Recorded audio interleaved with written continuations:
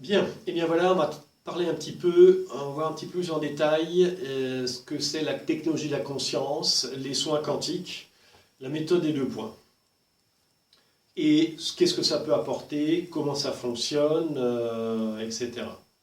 Est-ce que c'est possible, est-ce que c'est plausible? Donc, ça va être un peu une conversation, enfin un monologue à bâton rompu.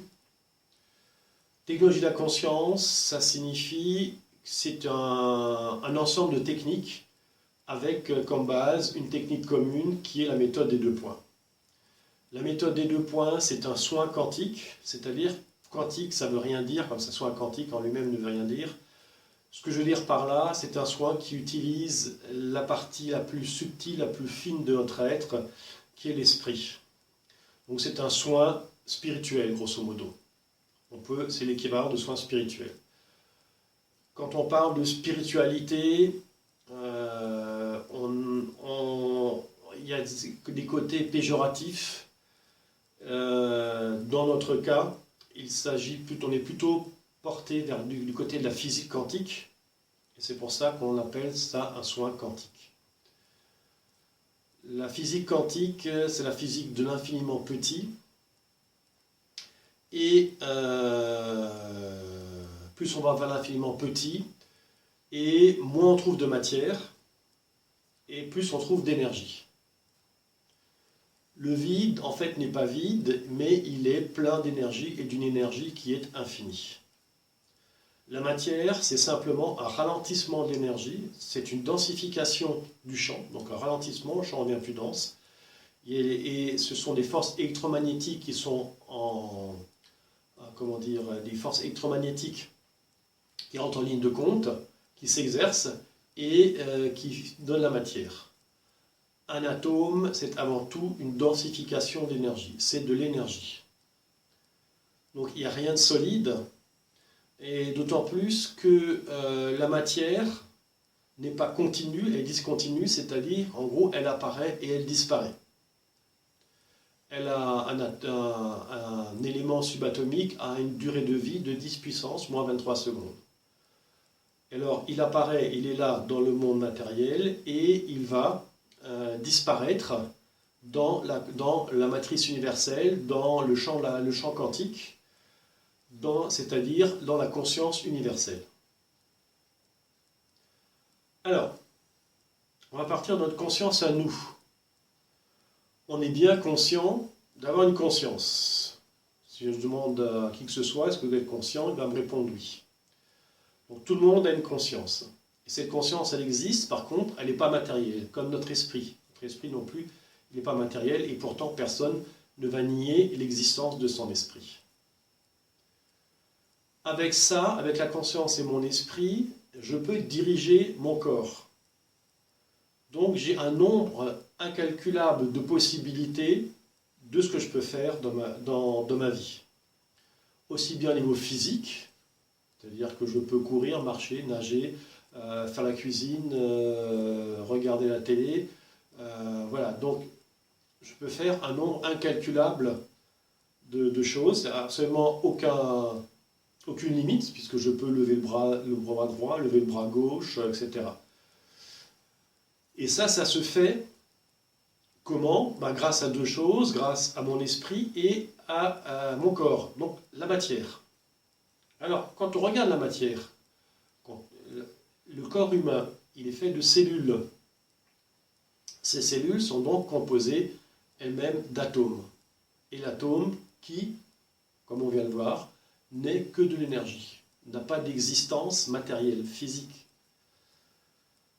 Et on entre là, donc, ça veut dire qu'à un moment, cet atome, il est dirigé par quelque chose.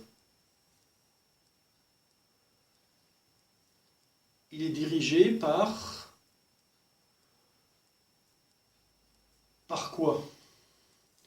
Eh bien, il faut de la conscience. La conscience, on va prendre, par exemple, admettons qu'il n'existe rien, qu'il n'existe absolument rien, c'est-à-dire même pas de vide, absolument rien. Qu'est-ce qui manque pour que rien ne puisse exister?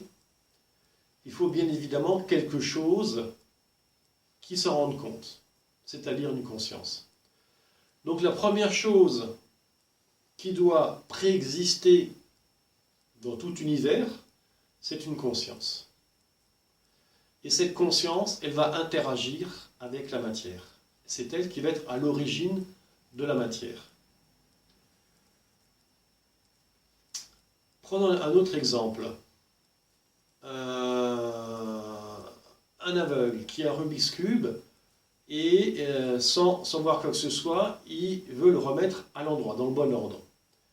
Eh bien, il faudrait des milliards d'années. Maintenant, si vous prenez en face quelqu'un voyant, qui lui dit, ben voilà, faut que tu tournes comme ci ou comme ça, en 10 minutes c'est fait. Donc notre monde ne peut pas exister sans un feedback. Et ce feedback, c'est la conscience universelle qui donne les instructions. Il y a donc une interaction, un échange constant entre la conscience universelle et le monde matériel, le monde réel. Voilà. Alors, comment se passe là-dedans? Eh bien, nous, on a chopé, si je puis dire, un petit bout de la conscience. C'est-à-dire qu'on n'est pas de la matière inanimée. Notre matière, notre corps, lui, il est animé par notre esprit, notre conscience. On a donc une part, si je puis dire, de création. Puisque la plante, le minéral, etc., ne peut pas bouger. Nous, on a la possibilité de diriger notre action. On a donc une partie, on a hérité, on a reçu une partie de la conscience universelle avec laquelle on peut à notre tour créer dans notre vie. Et notre conscience est relayée par notre esprit. Notre esprit qui nous permet de réfléchir, notre esprit qui nous permet de voir, d'avoir les 5 sens, donc. Et on a également cette capacité de ressentir le monde, cette énergie dans laquelle on se trouve, et ça c'est un sens qu'on a à la naissance, hein, ça fait partie du kit humain, on a cette possibilité de ressentir le champ. Simplement, cette capacité n'est absolument pas développée. Pourtant, on a tous la capacité de ressentir cette énergie, de voir à distance, c'est-à-dire de ressentir les choses à distance. On ne va pas faire de la voyance extralucide, c'est-à-dire on ne va pas voir comme ça simplement ce qui se passe à l'autre bout du monde, mais on a la possibilité de ressentir, par exemple dans le cas du soin quantique, on peut ressentir ce que ressent une personne à distance. Ça, c'est une capacité qu'on a tous. Donc, notre esprit, lui, on sait qu'il est, notre esprit, il est guérisseur. C'est l'effet placebo. Et l'ADN, lui, l'ADN ne décide absolument rien. En fait, les gènes ne sont que des interrupteurs